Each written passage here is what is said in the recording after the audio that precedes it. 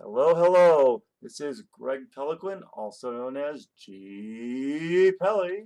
And he's joined by Joseph Naseef, aka JoJo. All right, so hey, look who's on the right side of our screen. Did you know this guy?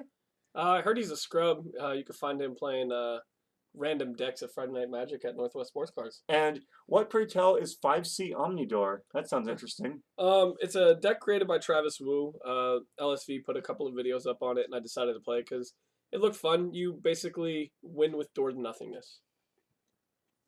Door to nothingness. Wait, I played that in a casual game once. Yeah, a lot of people have, and it's a 5 casting cost artifact that you can tap 2 of each color to. There's my hand for you guys. Oh, how convenient. I see some lands, some revelation. I don't see anything I'll throw away there. No, I know what it's like to commentate, so I was trying to help you guys out. Hey, thanks for the heads up, buddy. Yeah, but you just tap 2 of each color, sacrifice it, and you win the game. That's actually not what Door to Nothingness says. Well, what do you do? No, that's not what Door to Nothingness says. Oh, what does door to nothingness say? Doesn't it say that the target player loses the game? Oh, sure. You win the game. That's what I'm saying. I win the game. But they lose. They lose. All right, so it looks like you were on the play here. Yep. Start off with a Farseek and a Cavern of Souls on Angel. Yeah, Cavern of Souls on Angel. Did RJ play a land, or is it just like hidden? It's I see the glare. Okay, it's really hard to tell what that land is. So it looks like you both kept though. Man, speaking of glare, there's a lot of foils on your side of the board there, JoJo. It happened to be. He's gonna follow it up with a Farseek and join me, but yeah, it happened to be a lot of cards that I already had a foiled out deck of, so it was fairly easy to make this. Please. So don't spoil the suspense. Is there? Well, we're gonna find out together if there's a foiled Door of Nothingness in your deck. We'll find out. I don't want to hear. I don't want you to tell me. Okay. No spoilers, please. So this is pretty much the ideal start for me. I untap. I have the Lantern. I already played a Farseek. The only way it would have got better there was having land Ranger Path, which I didn't. So. And you see, you got 5 mana already. And Lantern is lets you play everything just about. Yeah, it's a necessity in the deck to activate Door to Nothingness. Is your mana not optimized to do that? You can do it without Lantern, I'm sure, but it would be hard, right? I would need both Gilded Lotuses to do it. Okay, because you can't produce red mana. I have 1 Steam Vents in the deck. So you're gonna okay. So you need some assistance from not lands to get there. Okay. So besides Door to Nothingness, what else is the deck looking to do? What else do we have? What you want to be doing is getting a big guy out. You plenty of ways to win. It has Nicol Bolas, besides the Door to Nothingness, and you get out Omniscience, however you pronounce it. Omniscience. Omniscience. And nice. And you cast Increasing Ambition. I just say Omniscience. That's what I usually say. It's wrong, but at least that sounds. Yeah, that's what I usually say is Omniscience. And then you want to just be casting like Nicol Bolas, and then going to get your Temporal Masteries off of Ambitions, taking extra turns, and either with Door to Nothingness, Nicol Bolas, or Gristlebrand, just winning. Oh, he's charming your swag test there. Yeah, he just exiled it for me, so I get a 3/3. I guess he does live once. YOLO. I keep associating swag with YOLO. Yeah. Mostly because there are some people in the store from time to time who say those phrases loudly and as obnoxiously and close to my ear as possible. So it kind of rubs off. I apologize to everybody else for exposing you to such annoying words. So he didn't have very much going on there. Just passed the turn back to me. There's a Gatekeeper Vine. Yeah. That's the second week in a row we've seen that in a standard match. Yeah. It's also the same player, using them both.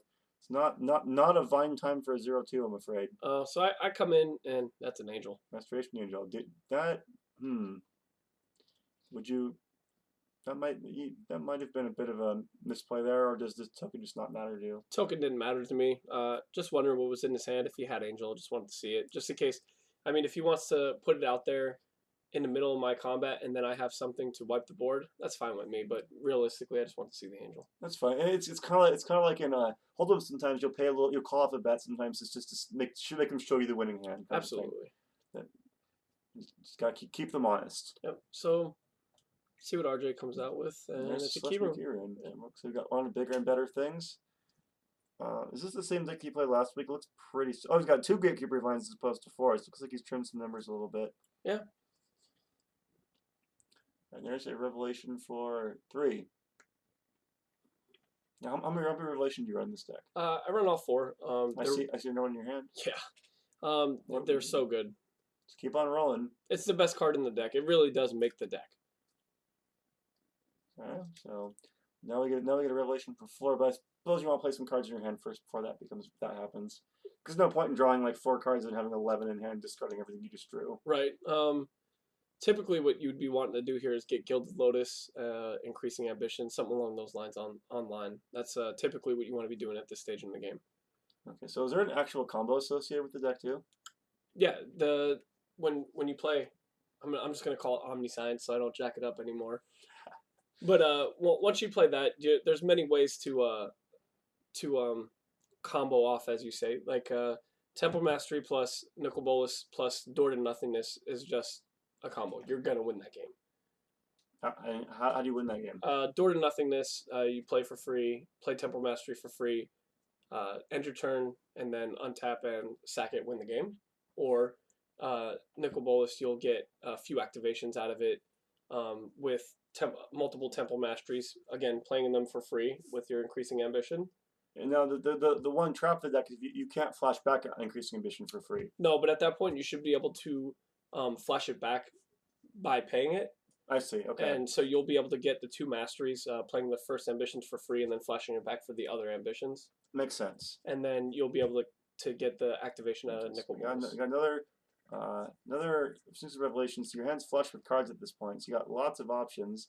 Not quite where probably I want to see a Gilded Lotus here, right? Yeah, that's optimal. You want to be able to play Gilded Lotus. And then you can cast Omniscience or start casting Increasing Ambition. Yeah. So we're looking for a Lotus here, and you're just thumbing through all those cards. I think Lotus and the Supreme Verdict is what I would want to be doing. So counting your money. There's a Ranger's Path. Yeah. That's another way to get there. So, yeah, and if you don't have the Lotus and Verdict, you just want to be getting to 10 mana if I have the Omniscience in my hand. Or I went and get double black, so that way if I draw Gristlebrand and don't get to the Omniscience, I can still cast Gristlebrand. Correct. Well, you don't need black sources to do that because you have Lantern. Correct, at this point, but just in case something should happen to it. Right. Assume expect the best, prepare for the worst. Right, and throw out another Lantern. So he's gonna crack back for 8, but that doesn't matter. He's just you're just accelerating ahead of him. He's just just trying to catch up. Yeah, at this point, I'm pretty sure I have Fog in hand as well. I think I actually had both of them. So you want Fog main deck in this deck? I see Door to Nothingness in your hand now. Yeah, I have 2 Fogs in the main. Oh, is that a non-shiny door? It is a non-shiny door. Oh, I'm disappointed. I had to actually buy that Door to Nothingness, so that must have hurt. Yeah. Well, I mean, I'm sure you bought it from a reputable source. Yeah, I bought it from the store. Excellent. And I'm sure you got it for a fair price. I got it for a very fair price. What's it like buying cards? I don't think I've ever done that. I wouldn't have had to do it if you were there, so I could have borrowed it from you. Well, do I carry Door to Nothingness on me? You should. The card is amazing. Well, I'll have to change my trade binder a little bit then. I was really hoping that was a mastery. I do see a Supreme Verdict though, so we can clear off some things. Yeah. But that's not a huge concern for you right now, is it? You're 18? No, I'm at 26. I fogged. Oh, you fogged. Okay. Yeah. So you can even take a couple hits and still just come back for more. And all RJ did that turn was Farseek and Keybrand, so he wasn't doing a whole lot either. One thing while I'm playing with my lands here, not quite sure what I'm doing, but one of the really good cards in this deck is Alchemist Refuge. That card is very, very good. Yeah, actually, we watched the Star City Invitational today, and Reed Duke took down that event by using Alchemist Refuge to great effect, like instant speed Supreme Verdicts. Yeah. Instant speed detention spheres. Yeah. That's so, and of course instant speed doors. Yeah, instant speed doors, instant speed Gristlebrands.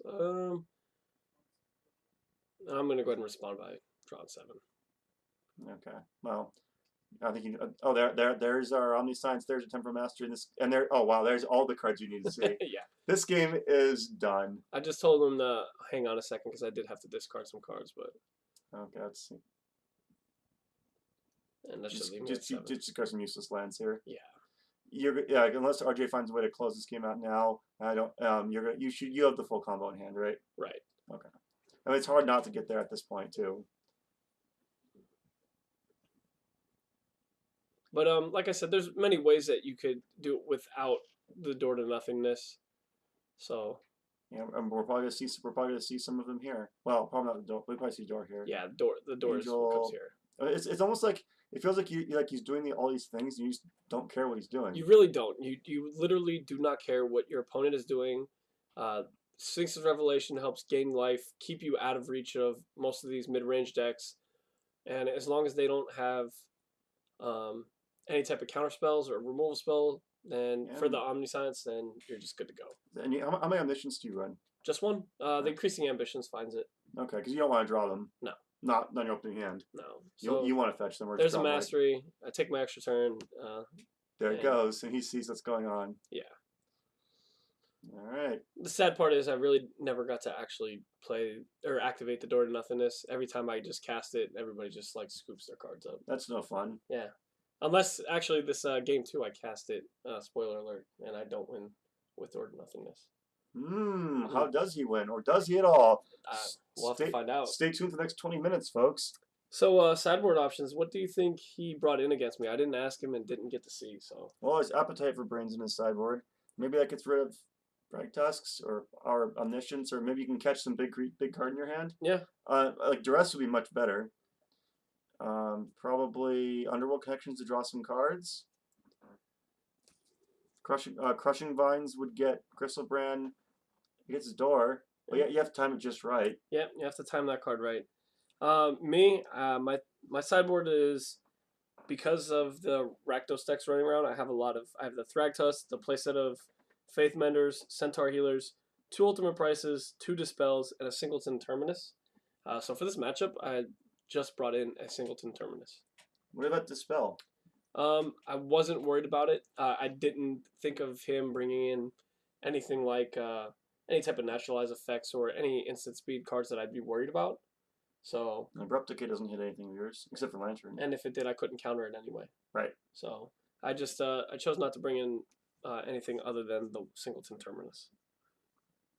And I think I made a play mistake, sideboarding mistake here. I sided out the Nicol Bolas for the Terminus. What do you think of that? And why is that a mistake? Because in retrospect now, if he does have any ways to deal with one of my win conditions, I would like something to fall back on. And although that doesn't straight win me the game, it would do a lot of work. It would clear his board, or it would steal threats from him that I could beat him with. So I think taking out the Nicol Bolas was wrong on my part. I see. So you just think he's not going to have any way to stop what you're doing. Right. Yeah, that's why I took it out. I just figured Plan A was the only way I needed to win. And if he does something like Pithing Needle on Door to Nothingness, what do you do? Like, oops. Yeah, you just that's exactly what I'm saying. Like, then I'm just kind of like looking at it like, oh, that's a pretty good card, huh? There's no Crozen Grip to play around that, but that'd be fun if they reprinted something like Crozen Grip, wouldn't it? Oh man. I have like split second mechanics in interesting ones that influences your play decisions. But we're getting off track again here. I shouldn't be talking about old mechanics. Although that one does spring up from time to time in Commander games. Yeah. That's another fun format to play. Okay, so if you're RJ here, what's RJ going to do to disrupt you? I think if I was on, knowing my deck list and I'm on RJ's side of the play, I would bring in the Crushing Vines. I would bring in the Appetite for Brains.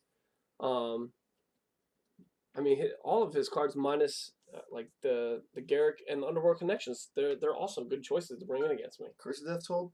Not those. No.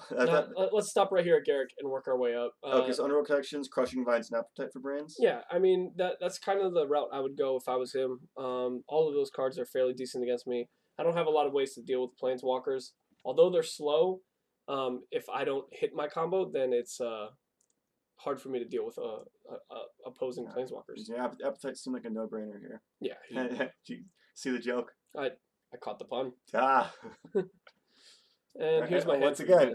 And conveniently, they're all foil. Thank you for that. Yeah, no problem, buddy. I see a Fog. I see Angel, some lands. Farseek, Ranger's Path, Angel, Lantern. Fog. Yeah. All right, and off the races with a tapped Temple Garden. I assume we're gonna play a tapped Hallowed Fountain here. Yep. And there we go. And then you got Hindrine Harbor and Farseek right after that. and then the lantern. So it's about how we want to be started. Oh, there we go. Yeah, right? There is the piece of candy, as fellow commentator Caleb Myers sometimes says. Yeah. Thing here too, when you're playing the deck and you play Farseek, as you'll notice, I go and get a Hollowed Fountain. And why is that? Because when you play Ranger's Path, you want to make sure that you have Force in your deck later in the game to go get, because Ranger Path only gets Force. How many Force in your deck? There's 4 Overgrown Tomb, 4 Temple Garden, and a basic Forest. So 9. So Yep. you just want to make sure you have targets. Exactly. And like when you're casting Sphinx Revelation later in the game and drawing cards, and if you're Farseeking for Force early in the game, if you cast more than 2 Ranger's Path, there's a good chance you might miss on some Force and it might not get full value. And has that happened to you before? Not yet. These were my first 6 matches with the deck.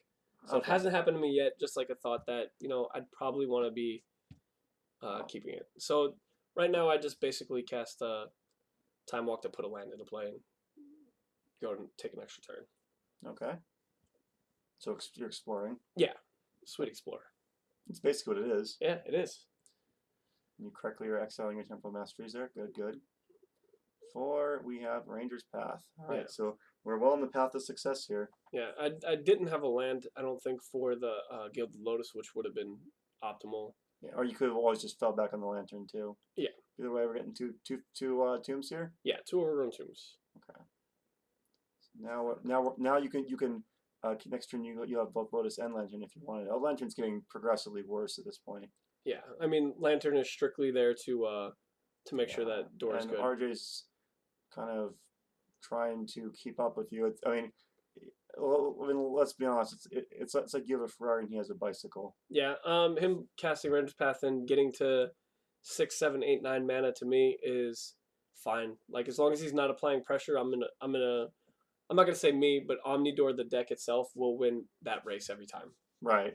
Because what's he gonna do? Angel Serenity. Yeah. Armada Worm. But you have Fog. You have Supreme Verdict. You have some Wrath. So so the Lotus is gonna come down here for sure. Possibly the Lantern. There's the Lotus. And what else have we really got? Land for turn. 4 mana. So no Ranger's Path. Yeah, I think so. There you go. Yep, there it is. Okay, so now we can cast Omniscience if you find it, or you have access to Increasing Ambition as well. So we're probably looking at one of those to get the rest of the combo going. Yeah, and the rough part is finding the Increasing Ambitions, which you need to be casting Sphinx's Revelations with. Actually, I was just thinking that Revelation would be fantastic here too. Yeah, so it essentially the Revelations, the turn before you go off, is really what you want to be doing. Okay.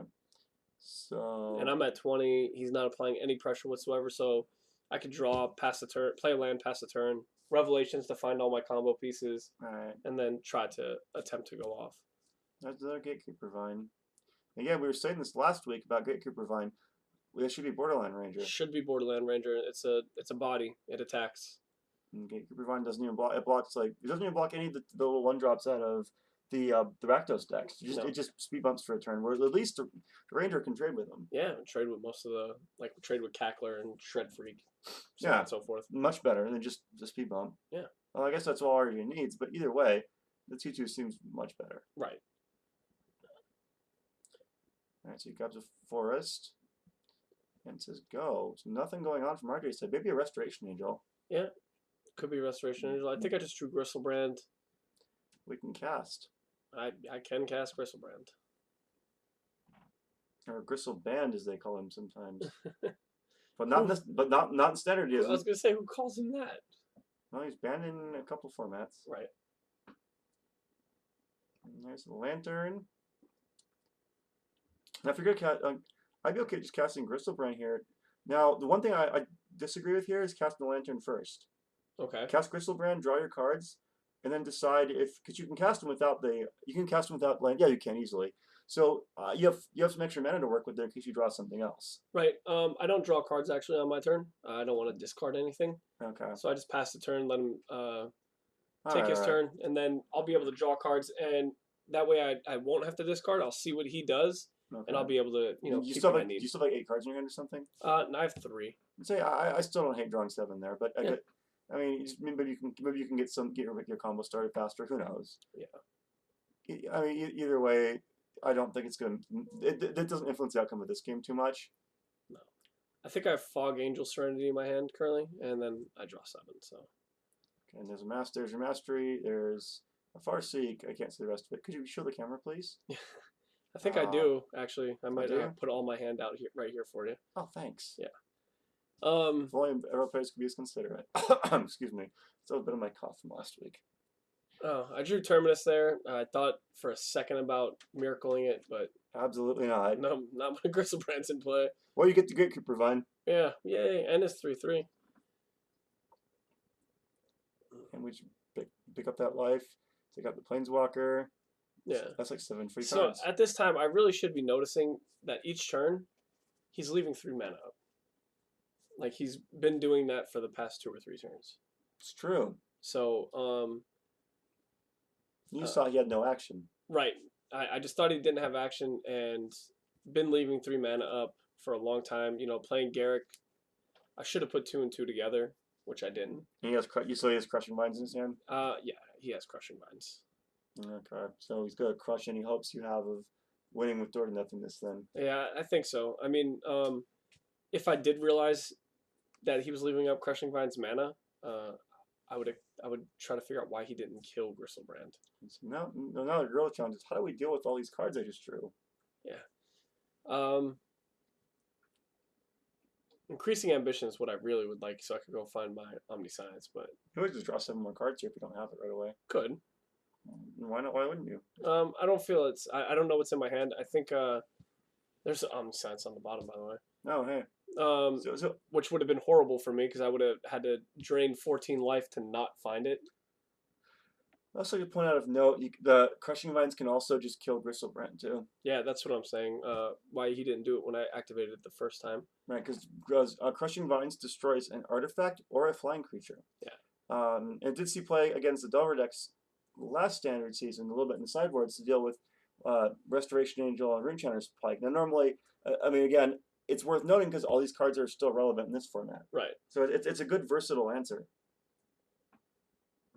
So I discard here. I have Mastery. You want to save Temporal Masteries for the turn you actually go off. Right. Taking an extra turn with like Gristlebrand in play is not relevant. This screams Revelation to me on your side. I think it looks like you're going to have a Revelation here. Yeah.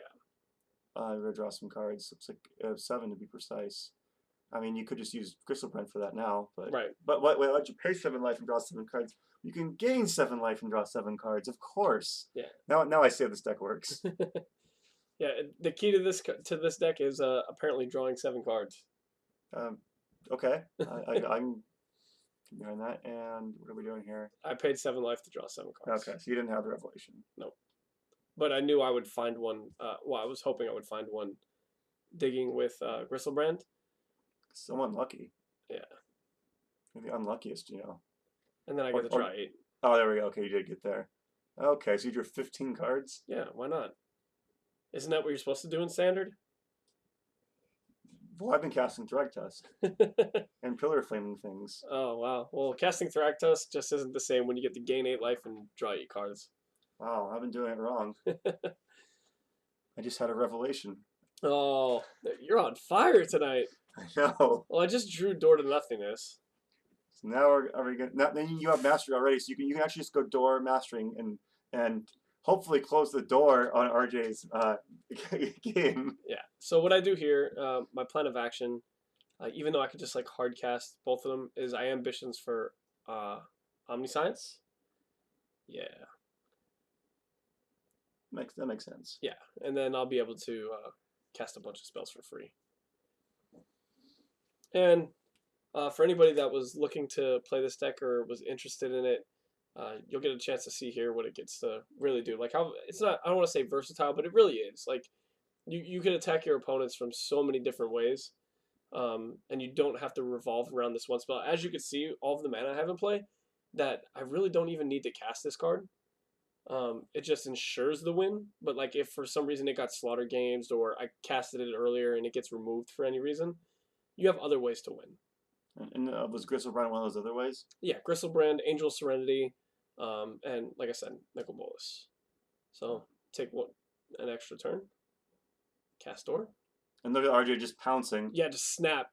He was like a tiger just waiting for his prey. At which I told him I have priority, so he has to wait.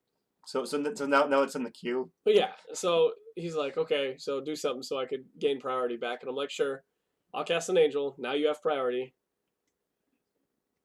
And I'm like, now you can cast it. He just left it in the graveyard because he was gonna do it no matter what. He's just dead here, right?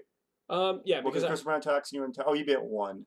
well, no, I'm just gonna cast another Angel. Oh, and then it says because you can attack with Griselbrand for 7, take him to 13, and then the extra turn you get from Mastery just kills him. Yeah, so that's pretty much how this game ends. That is a big game. Yeah, I mean that literally. So like I said, there's many. Oh, you took his Kick Gripper Bond, you jerk! Why not? How dare you? When you're winning, why not win more? Man, just crush all his hopes, why don't you? Yeah. Well, he tried to crush yours, I suppose. Yeah, he tried to crush him. Okay. Mine. He sees what's going on and shakes the hand. Now, would this game be different if you crushing mine with Griselbrand? Maybe not. If he had it the whole time, yes, I think he should have done it earlier and not given me the chance to draw even more cards. So. Right. Stem the bleeding a little bit. Yeah. Because like the doors, it seems incidental. It's a means to an end. Yeah. Well, anyway, I'm sure you played terribly, but you won the match. So. Yeah, I learned from the best. Thanks, Greg. I provide a service. I do what I can.